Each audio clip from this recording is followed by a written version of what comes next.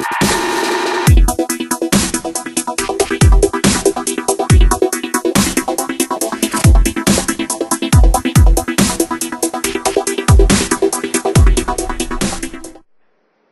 YouTube, Geeky Austin here, and today we are going to take a look at the Bandai Japan Movie Monster Series Godzilla 2016 Climax version.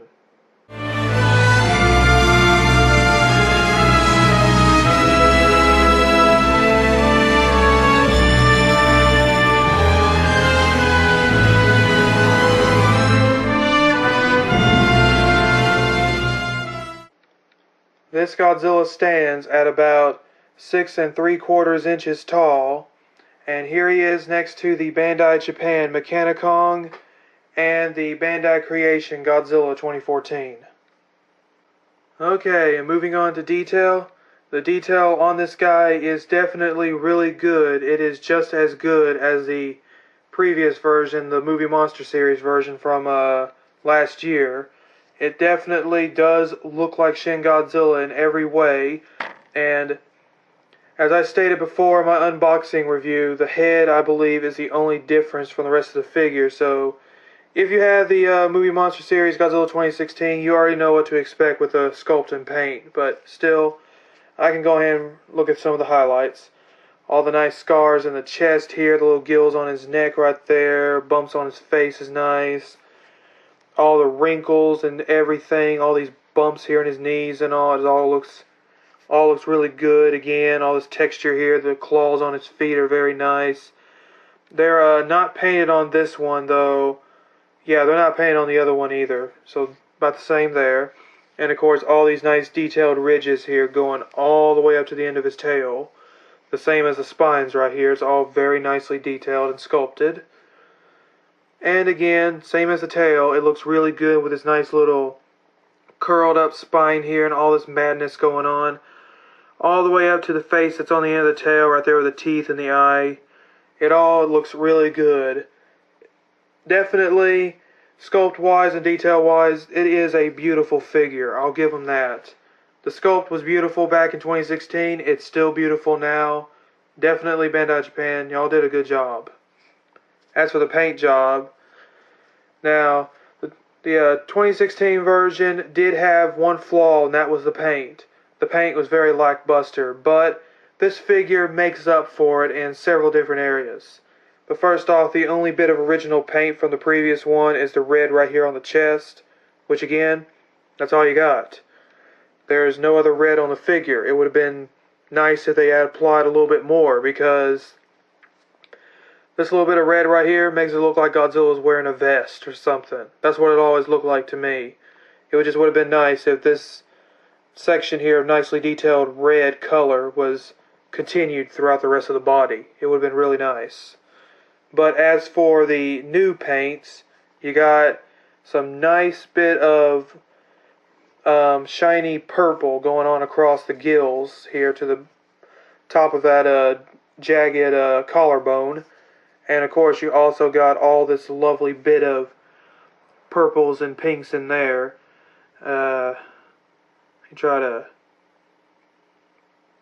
like I said, yeah, the coloring on this video, I don't know how well that'll show up, but yeah, it's a very nice metallic glow in there. It's very nicely done. I do like the metallic paint they used for the inside of his mouth.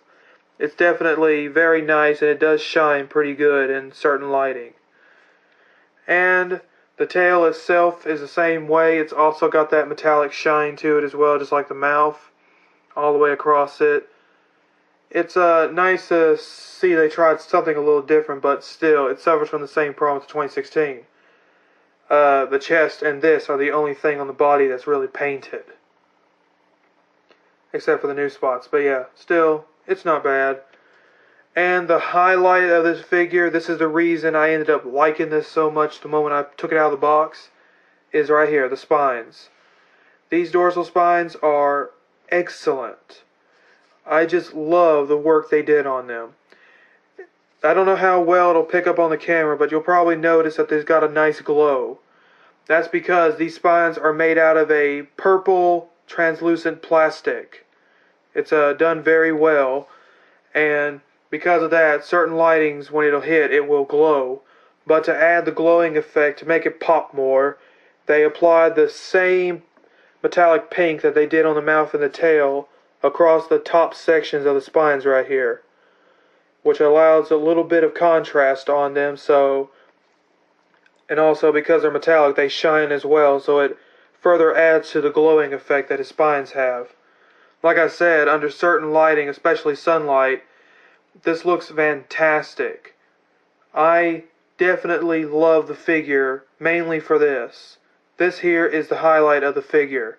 There's, again, the detail and the paint on him is, the paint may not be the best, detail is good, but this is the selling point of the figure to me.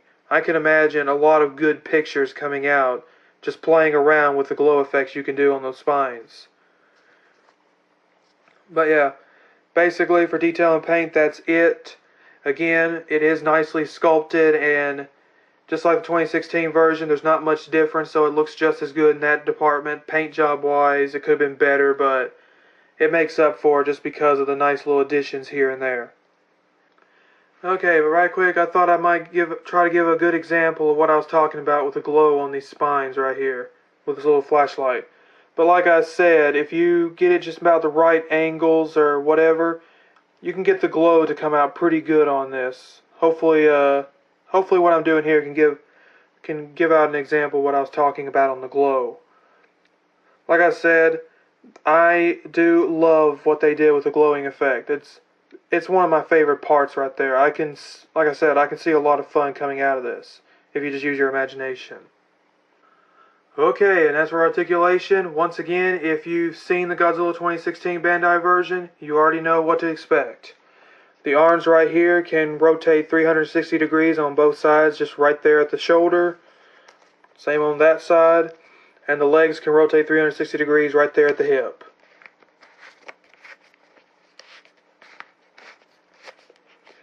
And once again, there's no articulation at all in the tail, not even on this seam right here, this seam here, or this seam here.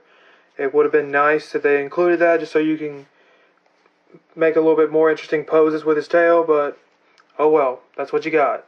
It's the same old, same old. Okay, and for those of you that I'm pretty sure would be curious to know, right quick, I will give a side-by-side comparison of the new Climax version with the old 2016 Bandai Japan version. And like I said, straight off the bat, you can see what I meant by detail-wise and paint-wise on the chest. It's exactly the same, only just purple's added right here instead of the red. Again, the sculpts on the faces are the only thing I can see that are different. That basically from front and side, it's overall just really different. I'm not sure though if they sculpted the entire head as a new sculpt or not, but it's possible they could have took the upper section of this face here and stuck it on here, because I see very subdued changes, very slight, very little. Let me get them in closer so y'all can see.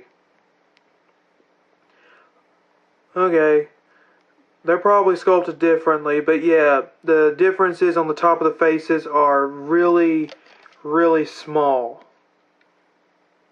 They're very small differences, but still, it's nice enough that to find out they actually did change something on it. Of course, they had to change the head. That makes sense. As I stated before, for the torso, from what I can look at here, there is nothing different about the torso all across here, the abdomen, the belly, the spikes on his legs right there, the way the arms look. There's about nothing different on there. Even the arms themselves, yeah, they're exactly the same. There's nothing different. And let's see, the same for the legs too.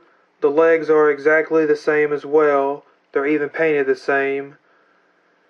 The movie Monster Series nails seem to be painted just a tad better because they're not bleeding out as bad as the Climax version, but still, that's about the only difference is with the legs and feet. And the tails are the same way. Let me move this around a bit. Like I said, the detail on the tails are exactly the same on both of them. They're even posed exactly the same. The seams are in the same spot as well. There's nothing different there. And the tips of the tails, once again, they're the same thing as well.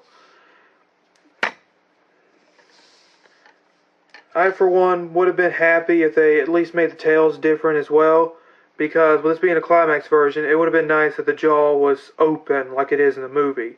Just so it'd be something else to be different, because literally, like I said, the head is about the only thing sculpt-wise, that's different.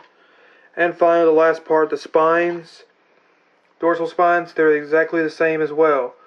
They're sculpted the same. The only difference, like I said, is that this one is molded in the translucent vinyl right there. That's the only difference. Sculpt-wise, it is exactly the same.